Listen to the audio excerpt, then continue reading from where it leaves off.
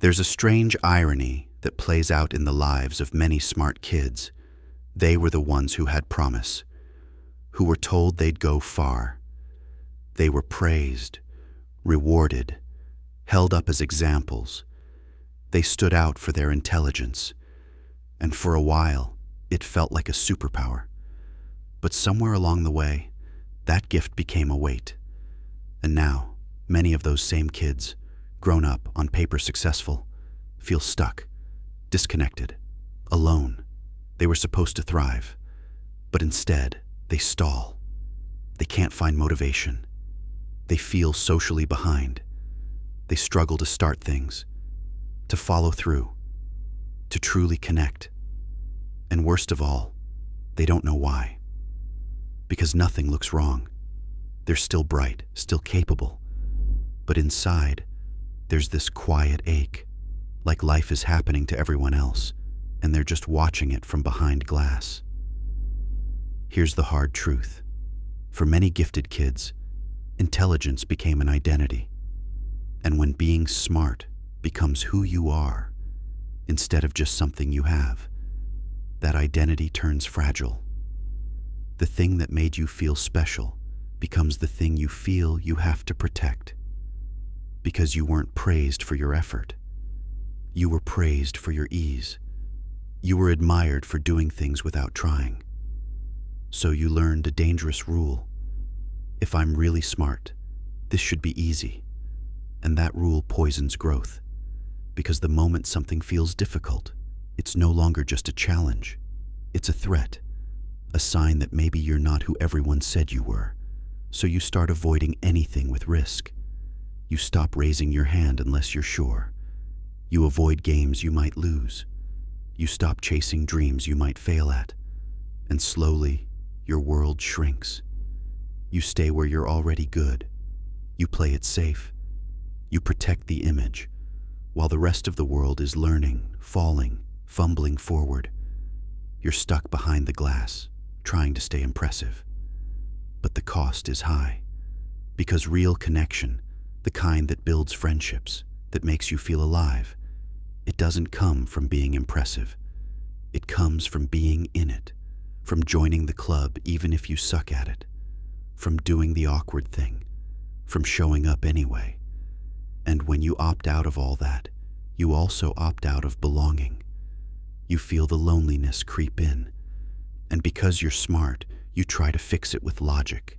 You analyze your pain. You try to think your way into feeling better. But intelligence doesn't heal emotional wounds. You can't logic your way into self-worth. And the more you try, the more you spiral. Eventually, the ego steps in with one last defense. I'm just different. You convince yourself no one gets you.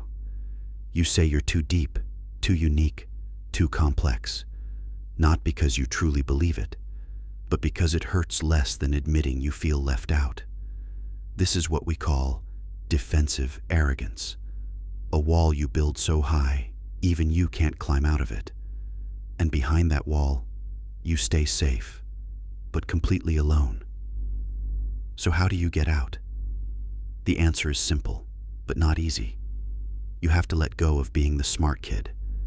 Not your mind, not your intellect, but the identity that says you only matter when you succeed easily. Because that version of you, it's a cage. It keeps you from trying. It keeps you from growing. It keeps you from connecting. The real freedom begins when you build a new identity, not around being clever, but around being willing.